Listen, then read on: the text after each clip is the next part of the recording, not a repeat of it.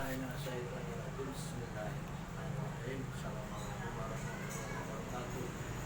Baiklah teman-teman semuanya, berjumpa lagi dengan saya. Saya akan mengutarakan, menjelaskan lagi materi yang sebelumnya, yaitu sistem pengabdian. Nah, sebelumnya bagaimana cara mengatasi tegangan tinggi atau percikan bunga api di busi. Karena percikan bunga api di busi itu dampaknya terhadap mesin low bore, yang berikut bahan bakar jadi boros, pencemaran lingkungan. Karena dengan percikan bunga api, bahan bakar pembakaran di dalam ruang bakar mentah sehingga dikenampot menjadi hitam. Nah, pencemaran lingkungan itu akan mengotori udara sehingga yang terhisap oleh manusia itu akan menjadi berat napas, sesak napas. Ya, kembali ke bagaimana cara mengatasi yang tadi ya, mengenai percikan bunga api kecil. Nah, supaya maksimal sesuai dengan kebutuhan di pembakaran, semua komponen dari koil, kabel busi, kabel busi, tutup radiator, yang berikut rotor di dalam, ini harus bersih, tidak boleh kotor ya. Kalau kotor itu, kotoran itu akan bersifat menjadi penghantar konduktor. Ya, kalau terjadi konduktor, ya, jelas percikan bunga api di busi akan mengurang.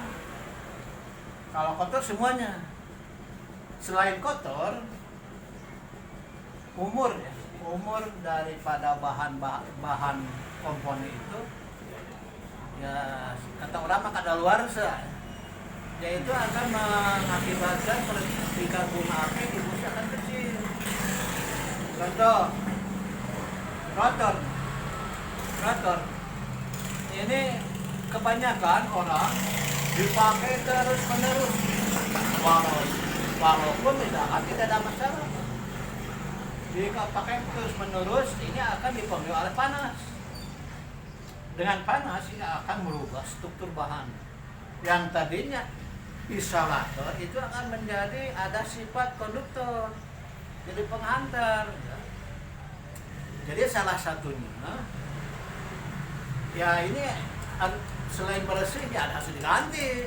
Kalau memang maksimal, tapi itu tergantung memakai. Karena mesinnya misalkan terus menerus tidak ada gangguan, sehingga ini terus saja dipergunakan walaupun misalkan tidak ada masalah. Tapi ya resikonya tadi, loncatan bunga api akan kecil. Ya, untuk mengatasi ya tadi bersih semuanya. Ini kalau kotor dibersihkan, yang rotor juga kalau kotor dibersihkan. Ya, bagusnya diganti sesuai dengan faktor kelelahan bahan. Apalagi seperti ini nih, tidak ada isolator, ini akan lebih dekat lagi ke bodi. Akhirnya dengan ada isolator ini. Nah, isolator juga ini ada tetap sama, mempunyai faktor kelelahan bahan ya, akan mengeras, harusnya fleksibel. Kalau fleksibel fungsinya sama, isolator. Kalau keras ya jadi konduktor.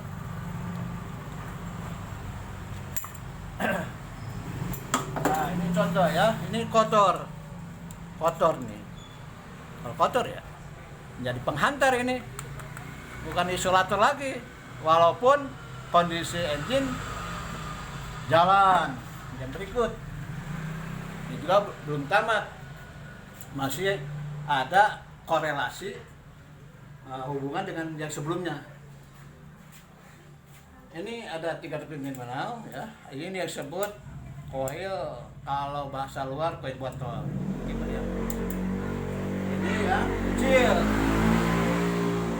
koil. Ya, ini kesini dulu. Ini ada 3 terminal. Ini B, ada terminal B, positif dan negatif. Yang dari kontak harusnya ke terminal B melalui resistor di dalamnya. Ini disebut internal resistor, coil internal resistor. Kemudian melalui positif keluar negatif ya ke distributor. Itu sesuai dengan yang dianjurkan ya, yang dianjurkan oleh shock manual. Memang kalau melalui resistor, kondisi ignition coil itu sesuai dengan shock manual ya, sehingga penggunaan coil ini akan lebih lama lagi. Ada yang satu lagi, ini yang 2 terminal. Yang 2 terminal ini resistornya ada di luar sini nih. Resistornya. Jadi arus dari kunci kontak melalui resistor. Kemudian baru ke positif kalau ini 2. Nah, kalau seperti itu aman ya. Jadi coil ini kerjanya seimbang. Karena kalau tidak menggunakan resistor ini panas ya. Panas ini. Nah, kebanyakan di luar para penggemar ini menggunakan yang besar. Ini mah udah kecil, ini potensi sudah membantu yang kecil. Karena yang lebih besar ya mungkin dari segi pemakaian lebih tahan ya.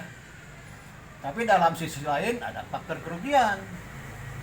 Nah, kebanyakan di luar para pengguna mobil, para penggemar mobil lama ini dari kunci kontak langsung ke terminal positif.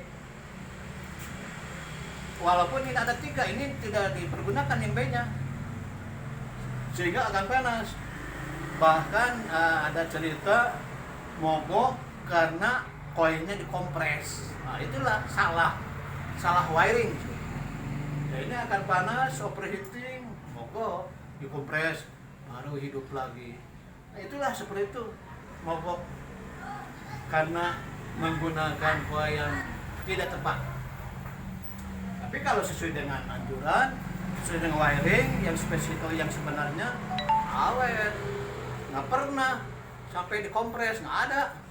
Kecuali tadi bypass langsung dari kunci kontak ke positif, baik yang 3 terminal maupun yang 2 terminal. Dan berikutnya, nah ini coil tipe ini cocoknya untuk kecepatan tinggi. Ini tegangan yang dihasilkan dengan tegangan yang dibutuhkan ini seimbang. Kali ini jelas tidak seimbang, ini terlalu tinggi. Yang lain dengan punya hitungan tersendiri. Bagaimana cara supaya coil ini seimbang dalam kondisi apapun juga. Itu nanti berikut. Saya kira, nah ini hati-hati ya. Harusnya konduktor jadi isolator. Harusnya isolator jadi konduktor, ya itulah penyebab faktor utama. Kembali lagi ya, supaya jelas. Ini kan isolator. Seharusnya isolator ini. Jadi tegangan tinggi bisa melalui tutup distributor dan rotor. Selama itu faktor kelelahan bahan belum terjadi, atau katakan baru lah, itu masih bagus. Isolator, sifat isolatornya. Saya kira sampai di sini dulu. Kalau ada pertanyaan, boleh melalui WA, boleh melalui YouTube, boleh ada komentar. Terima kasih. Assalamualaikum warahmatullahi wabarakatuh.